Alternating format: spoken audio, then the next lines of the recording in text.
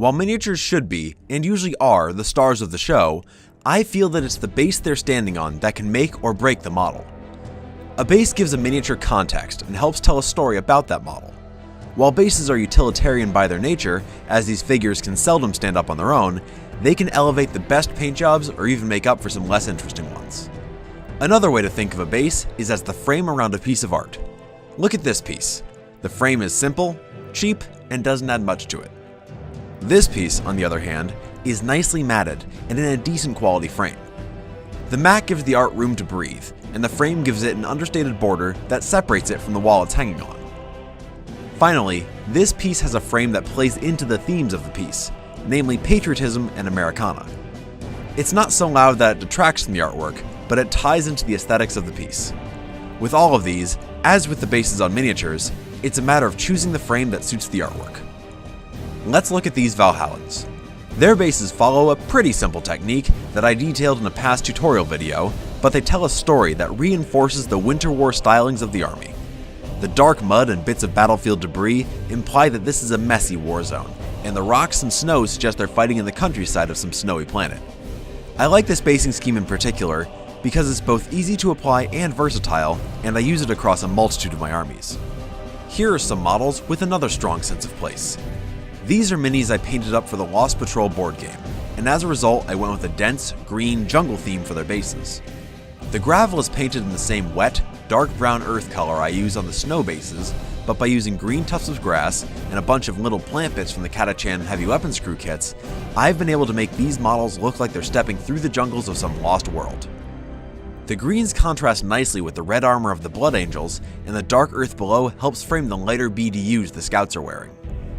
While the previous two bases frame their models in the worlds they occupy, these frame their subjects in the aesthetic they're meant to represent. In the early 90s, the Heavy Metal team and Games Workshop as a whole presented their models on bright, and frankly sort of garish, goblin green bases. The sculpting was more cartoony, the colors more saturated, and the details simpler. While it may look like these models are fighting over planet AstroTurf, it was a deliberately retro choice on my part to fit that 90s aesthetic. These cartoonish schemes wouldn't look right on gritty or realistic bases, and the bright green and simple bases would be jarring on something painted in a more grounded style. There are also no shortage of third-party sculpted bases. Here are some pieces from an older edition of Space Hulk on bases from Champ Industries, painted in moody blues to emphasize the bleakness and loneliness of deep space. Their bases, however, remind you of industrial platforming and decking, exactly like what you see on the board and box art for Space Hulk. It sets them firmly in their world and helps bring the board game to life. Now, there are a few arguments against basing. The one I hear most common is that your army will look out of place on a table if the bases don't match it. If that's the case, why bother basing at all? While an army with urban basing will look amazing on a city table, but might look a little silly on a grassland, a bunch of models on blank black bases will look bad everywhere. I used that argument for years when I didn't base my old Ultramarines, but once I started basing, I never looked back. The other argument I've heard is that basing detracts from the model itself by drawing attention away from it. Basing is something where less is definitely more, and even a simple base will go a long way towards making your minis more presentable.